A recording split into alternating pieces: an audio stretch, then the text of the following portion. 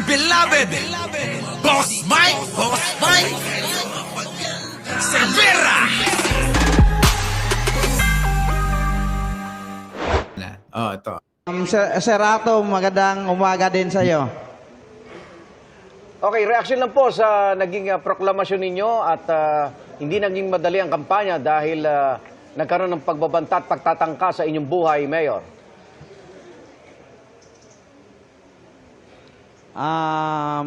Tingnan nyo mga kababayan, ito kilala nyo naman po siguro ito, ano?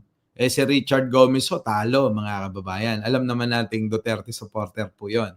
Di ba? Si Richard Gomez po, mga kababayan. Di ba?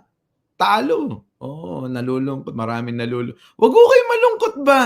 Oo, ba't ko kayo malulungkot eh? Lamang naman po eh. Di ba?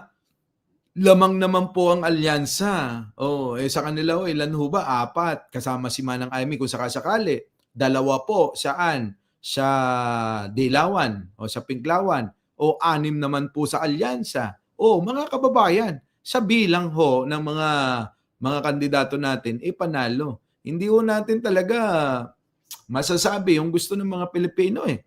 Di ba? Oo, wag na ho kayo malungkot ba? O tuloy ang buhay, tuloy ang pagsuporta. At ganun din naman ang Pangulong Bongbong Marcos. Tuloy naman ang kanyang trabaho. O mga kababayan, magsaya kayo. Nanay, tatay, mga kapatid. Ang 20 pesos na bigas ay inumpisa na ngayong araw. Pagkatapos pa lang ng halalan yung kanilang mga binabatikos. Una na dyan si Aling Boday. Binabatikos ang 20 pesos na bigas na yan daw panghalalan lang daw. O kita nyo mga kababayan, unang araw pa lang pagkatapos ng halalan na makaboto kayo, ayan na ho, pinalaganap na ho ang 20 pesos na bigas. Ganun ho dapat. Hindi ho matatapos ang buhay natin dahil ho natalo yung mga ibang gusto nating kandidato tulad ni Abalos. Di po ba, nakakababayan? Pero hindi pa rin naman tapos. Hindi pa pinal. Ano po, antayin natin. Baka mamaya may milagro. O di po ba? O edi yung po yun. Sabi ni Mona Luis, sad ako.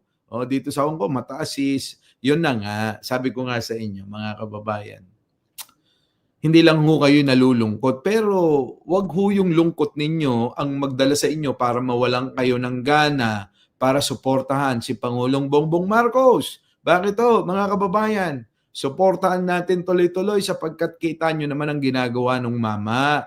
Di po ba? Di ba? Nag-aalala kayo. Sabi nga ng iba, meron pa namang ICC, meron pa namang kaso, di po ba? Tulad na lang ito, mga kababayan. Ulitin ko ulit. Malungkot kayo. Ito, tanggalin ko na muna. Yan, nanalo ho yan, Ito, ulitin ko, mga kababayan. Napakinggan nyo itong sasabihin ko. Malungkot kayo kung nanalo sino? Si Ipe at saka si Kibuloy, mga kababayan.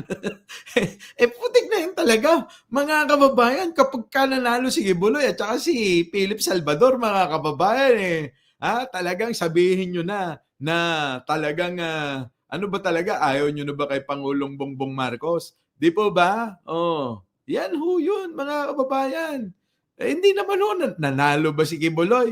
Nanalo ba si Ipe, mga kababayan? Nanalo ba si Willie? Hindi ho. Abay, hayaan nyo silang magsaya dahil nga daw ang kanilang pakonsuelo sa sarili nila, kahit natatatlo, 4 pa, sampid pa yung isa. Sino? Si Amy Lacson, mga kababayan. Di ba? Yun yung kinakatawa nila. Pero kapag bibilangin ho ninyo ang mga nanalo sa partido ng alyansa at ng PDP, mga kababayan, abay lamang pa rin naman ang alyansa. Lahat po ng alyansa, lamang pa rin, di ba? Pambira naman kayo. Yun ho ang ikalungkot natin, mga kababayan. Kapag nanalo si Kibuloy at saka si Philip Salvador. Alam nyo, mga kababayan, ulitin ko po si Marcoleta, mga kababayan, isang abogado. Kaya nga sabi ko sa inyo, idol ko yan kasi marunong neto. Ang hindi ko lang gusto, yung partido na kinakasaniban niya, mga kababayan. Alin po ang kinakasaniban? Yung mga Duterte, mga kababayan, di ba? Pero mga kababayan, bilang isang abogado, si Idol Marcoleta, mga kababayan, malaki ang maiaambag niya sa paggawa at paglimbag ng mga batas. Oh, di po ba? Ang kailangan po natin sa Senado ay tulad nila Bam Aquino, nila Kiko Pangilinan, mga kababayan, abogado. Oh, di po ba? Yun po yung gusto natin. Hindi na ho mahalaga kung anong kulay. Kasi ang gagawin ho niyan, yung mga batas natin pagtibayin at ayusin. Gumawa ng mga batas na makakatulong sa mga tao. Hindi ho si Robin. Di po ba? Wag ho tayong maging bitter na ano lang ba ang kagustuhan mo natin. Ayun lang ho bang dapat ma-impeach si Sara? Hindi ho tayo makasariling tao, mga kababayan.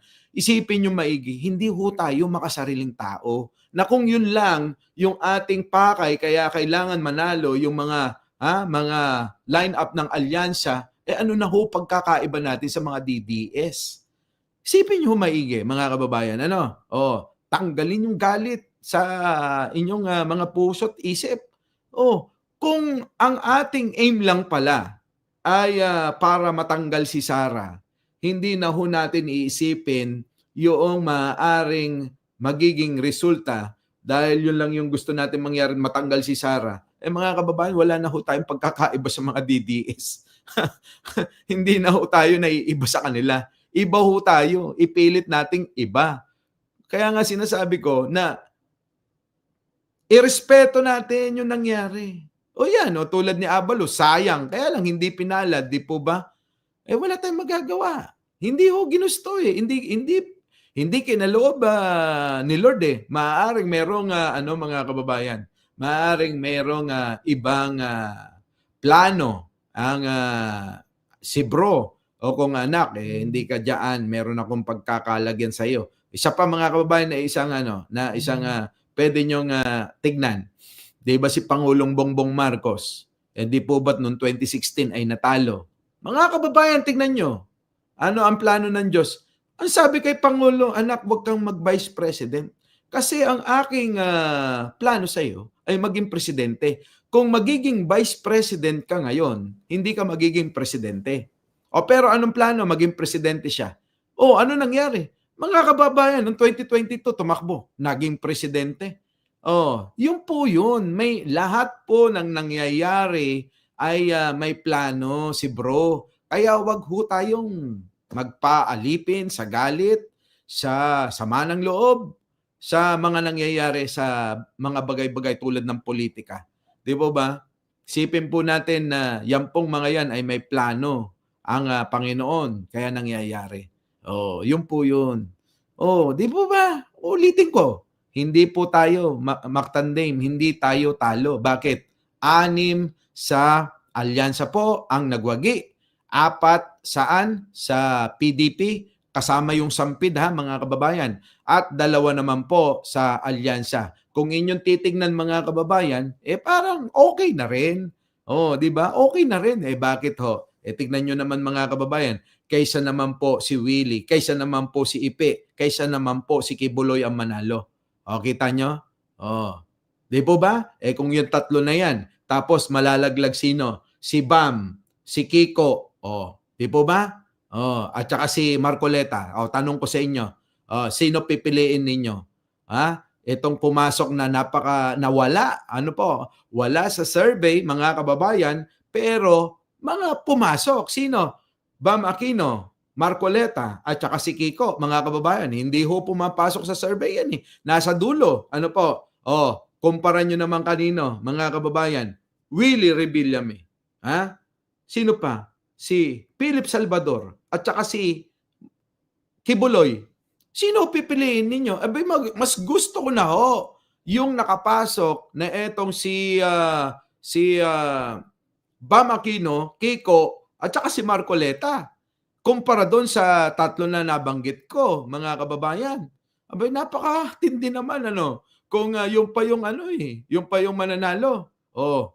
Sasabihin nila, iba talaga ang Duterte. Ang tanong ko, bakit si Kibuloy hindi nyo napanalo? Sige nga ho, mga kababayan, tanong. Iba talaga Duterte. Bakit ho si Ipe halos lumabas na yung litid niya sa entablado, kakasigaw ng kung ano-ano, kakapuri sa mga Duterte. Lahat na lang ng mga Duterte, pinuri niya mga kababayan, hanggang kay Kitty at hanggang pati yata yung ipis nila sa bahay nila, pinuri ni Ipe. Nanalo po ba? Hindi po. Bakit ho, mga kababayan? Isipin nyo maigi. Ibig sabihin, mga kababayan, ganun talaga. Maaari din ayaw nila. At itong si Kibuloy, mga kababayan, dalawa lang yan, mga kababayan. Ayaw ba talaga nila o nilaglag nila? Di ba? Yan, isipin nyo maigi. Okay na ho yan. Oo. Kung inyong maalala, sabi ko nga sa inyo, di ba? Kung mababawasan ng dalawa, Aimee at saka sino? Si Villar. Di po ba sabi ko nga sa inyo, mas okay na ako kay Bam Aquino tsaka kay Kiko na lang ang pumalit. Di po ba? At least merong hindi ho lahat ng mga nandoon sa Senado oo lang ng oo sa kanilang mga partido. Yun po yun, mga kababayan. Di ba? 80, Alaysa, Gemma Garay, hello po sa inyo. Nilaglag. Sa tingin nyo, mga kababayan, tanong ko sa inyo, nilaglag ba nila si Kibuloy? Nilaglag ba nila si Ipe? Ganun po ba yun? Isipin nyo ho yung maigi. Laglag, walang vote si Abalos. Joker, ganun talaga di fake news nga yung yung binanggit ni Manang Aimee na sabi niya mga kababayan itong si Abalos daw magna-number 1 kasi daw dinadaya. Mga kababayan, wala naman po 'Di ba? Hindi naman po nangyari yung mga akusasyon nila okay na ako kung mahulog si Aimee. Yun na nga. Kung mahulog pa si Aimee, mga kababayan, at pumalit pa sino? Si Montulfo. Ngayon, mamimili na naman tayo. Sino mas gusto po ninyo? Si Aimee o si Ben Tulfo? Mga kababayan. Yun. Di ba? Sabi dito, binoto daw si sabi ni Lisa, si Bam at saka si Kiko. Yan po yung mga kababayan Ay, nako. Di ba? Congrats na lang natin. Ayan, Ben Tulfo kaysa kay Aimee. Yan ho, mga kababayan. Pero ako, mga kababayan, malay nyo naman pagkatapos ng eleksyon, matauhan itong si Manang Aimee. Ano pa? Hindi nyo masasabi, mga kababayan. Malay nyo, mga kababayan, bandang dulo, matauhan itong si Manang Aimee Lacson. 'Di ba? Magba-vice president pa pala sa 2028, Mga kababayan, kay Sara. Silang dalawa, mga kababayan, Grabe. Blood is thicker than water. Ayun na nga, umaasa ka na naman.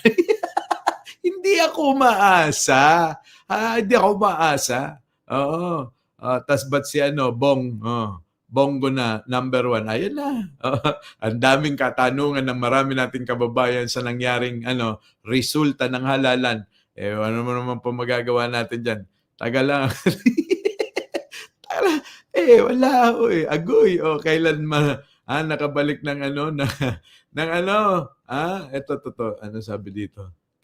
Ano yun? Kailan kailan nakahalik ng puwet ng manong si Aimee? Yun lang na, mga kababayan wala tayong magagawa. Bonggoloy din. Wala kita nyo nga, mga kababayan, ayaw nyo kay Bongo. Pero si Larry Gadon, di ba? Halos i-endorso niya si Bongo. Anong sabi niya, mga kababayan? Iboboto niya si Bongo. Si Gadon na yan, mga kababayan, kung may loyalista kayong matatawag, si Gadon yan. Pero si Gadon siya na mismo nagsabi na iboboto niya si Bongo. Kita nyo, mga kababayan ko. Yan Isa pa. Wala okay lang, bitter luck next time. Mga kababayan, katapusan na ba ng buhay natin? Hindi ho. Hindi. Oo, Pero magpe-president si Sara sa 2020. tatakbo lang ho yun, mga kababayan. Pero kayo po ba, sa inyo pa rin naman manggagaling ang desisyon. Sa taong bayan pa rin naman manggagaling, sa taong bayan pa rin naman manggagaling ang eleksyon, ang resulta ng eleksyon. Kung sino ang mananalo. Di po ba? Yun po yun eh. Alangan naman na kung pwede nga lang natin mga kababayan na makuha na lang sa dasal eh. Sabay-sabay tayo magdasal. Kaso mga kababayan, hindi naman ho ganun eh. Manggagaling po sa konsensya at isip ng bawat individual na Pilipino ang magiging resulta kung sino ang mananalo tuwing eleksyon. Yun po yun mga kababayan. Kalokohan, eleksyon sa Pinas, sabi ni Joey Tolentino. Ayan na nga mga kababayan. Ay, no. Alam nyo, minsan naiisip ko, alam nyo, ito mga kababayan, pakinggan nyo. Main Moss, pakinggan nyo. Rain, makinig ka. Ai Chang, makinig ka. Mukhang mali yung yung ginawa na si Digong lang yung si Digong lang yung hinuli, no? Dapat sinabay-sabay na lahat, no? Kung ako ho yun, no, mga kababayan, sinabay-sabay ko na lahat ho yun. Di ba? Pasok si Ben Tulfo kasi kunin na ng ICC si Bato, Lakay.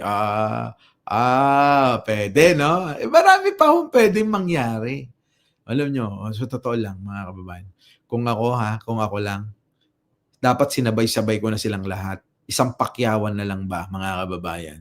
Hindi yung isa lang. Tapos isa lang ho. Tapos yung mga tao, alam nyo naman ang kaugalian ng mga Pilipino, yung awa po kasi, mga kababayan, mahirap na kalaban yan. Yung naaawa sila, nakakalimutan yung masamang ginawa, mga kababayan. Di po ba? Yung awa nila. Kanino? Kay Digong. Yun po yun. Siyempre, iniisip nila mga kababayan na naging presidente at kahit papano may nagawa rin na kahit kakaunti na mabuti para sa atin, yun yung iniisip ng iba. Kaya yung awa nila, mga kababayan, maaari din po, mga kababayan, na idinaan nila sa boto. Di po ba, mga kababayan? Pero mga kababayan, kung eto tingin ko lahat sabay-sabay na kinuha na ng ICC, hindi na humaawa ang tao. Bakit to? May mag-aalaga naman kay Duterte. Di po ba mga kababayan? Kaya yun, may Attorney Claire pa sa 2028. Naman. Di ba? Malay nyo, Attorney Claire naman tayo. Di ba? Basta tayo tuloy ang buhay. Sabi ko nga sa mga nagsasabi dyan na ano daw nangyari. Sabi ko gising wag nyo. Isasakay nila sa Con Air. Yun na nga. 'Di ba? Mga kababayan, basta tuloy ang buhay. Sa mga basher naman na nagsasabi na kawawa tayo, ay hindi ho mga kababayan. Tingnan nyo mga kababayan. Kanina po. Yan. Mga kababayan. Yan mga kababayan. Diba? Nag-i-enjoy tayo mga kababayan. Pag-alagala lang tayo. Kita nyo naman, hindi pa nga ako nakakapagpalit ng hoodie ko. Diba? Ayan. Tapos mga kababayan, meron tayong mga kaibigan tulad ni Sally Garcia, mga kababayan, nag-effort pa. Nilibre tayo ng dinner kagabi. Ayan po mga kababayan. Boses. Yan diba? Sally Garcia Yan Yan kasama ko si Jen Angeles. Opo. Ayan. Dinner time namin Diba? Mga kababayan, hindi namin maubos-ubos yung mga pinakain sa amin ni Sally Garcia. Diba? Ito naman po si sino? Yan. Yan naman yung kasama natin, si attorney. Diba? Ngayon mga kababayan, yan po ba masasabi nyo nakawawa tayo? Hindi mo tayo kawawa ba? Ito na yung order namin. Grabe. ang bango. Picture ang video ano. Ha? Sally Garcia, maraming salamat sa iyo. Opo, ha. Yan, di ba? Oh. So yun, mga kababayan. Tuloy lang ho natin. Alam nyo po mga kababayan, ulitin ko lang po, ha. May mga may mga gustong makipagkita, baka ho po pwede, no? Huwag ho kayo masyado mag-effort. Opo, kape-kape lang ho ako. Opo, si Sally Garcia, gusto pa ako pag-shopping, mga kababayan. Sabi ko, wag. Bigay nyo sa pamilya nyo yan. Pamilya nyo yan. Opo, ha? Hindi tayo tulad ng mga DDS vlogger, mga kababayan, ng mga timawa. Ano po? Hindi ho tayo ganon. Kung DDS lang ho ako siguro, gagrab ko na yon mga kababayan. Bakit to? Ipag-shopping ho ako ni Sally Garcia. At hindi ho sa syempre, alam nyo naman di ba? Ang gusto ko, mga signature na mga damit. Kahit ano daw mga kababayan bahala daw ako. Sabi ko, wag na. Masaya na. Masaya na ako na nami-meet ko yung mga kababayan natin na na mga Pilipino na sila ay mga successful dito sa iba't ibang lugar, mga kababayan. Okay na ho ako doon. Tanong nyo kay Sally Garcia. Oo talagang kauli-uli yan, paalis na lang Tara na, ka na, bumili ka man lang kahit na kahit isa lang, kahit remembrance lang. Hindi sige na kako, wag na. Itabi mo na lang yan. Okay na yung dinner mo na yan. Di ba? So mga kababayan, sa Paris mga kababayan, may mga makikipagkita, ulitin ko. Wag ho kayong mag-aabala. Wag ho kayong magdadala ng regalo. Opo, kape lang ho, ako'y masaya na at magkita tayo, magkadaupang palad tayo, makapagkwentuhan. Okay na po yun. Happy na po ako. Kaya kay Ma'am Sally Garcia, maraming salamat po. Di ba? So mga kababayan, hanggang dito na lang at ako'y magpe-prepare na at pupunta ako ng Binis. Opo, ha? At try natin makapag-live doon at mag-update po sa inyo sa kung ano yung mga susunod na mangyayari. Opo, ha? Nako, ako nga Arnold hindi lang fishball ako nga palamig lang at saka isang hopya. Masaya na ako. Di ba? Pagluluto kita toyo. Ay nako, toyo. At basta may talbos ng kamote, mga kababayan, katalo na yan. Opo, nako, napaka-simple. Simple lang ho ako. Mga kababayan, hindi ho ako mahirap bisitahin. Di po ba? Hindi ho ako mahirap na maging bisita po ninyo. Kahit na ano po yan, kung ano yung meron, yun lang, pwede na yun. Muli mga kababayan, maraming salamat sa inyong pagsama ngayong umaga po rito, alas 5:35 na po. At sa Pilipinas, alam ko po alas 11 na ho, pasado. Mga kababayan, mag-iingat po tayo lagi. Jax Demolay, sakay ka ng, syempre, gandola. Sasakay tayo. At syempre po mga kababayan, lagi po nating isipin at unawain na unahin natin ang ating sarili na tulungan bago ang kung sino pa mang mga politiko dyan. Mga kababayan? Dahil po, kahit anong gawin natin, mga kababayan, bandang dulo, tayo pa rin ang tutulong sa sarili natin. Walang ibang tutulong sa sarili natin kung hindi yung sarili lang po natin, mga kababayan. At sa darating na mga kahirapan, unos, mga kababayan, huwag ko kayong umasa sa mga tao, sa mga politiko na ating natulungan. Muli, Mike Cervera po, laging nagsasabing, huwag niyong kakalimutan na mag-like, mag-share at mag-subscribe. Bago tayo maghiwa-hiwalay. Ako po ito, Mike Cervera, lagi ring nagsasabing, mahalin natin ang ating kapwa, pagdasal po natin lagi ang ating bansa. Magandang umaga, magandang hapon at magandang gabi. Saan man dako ng mundo, naroon kayo. Siyempre, magandang buhay na rin para sa ating lahat. Maraming salamat po. Our beloved Boss Mike,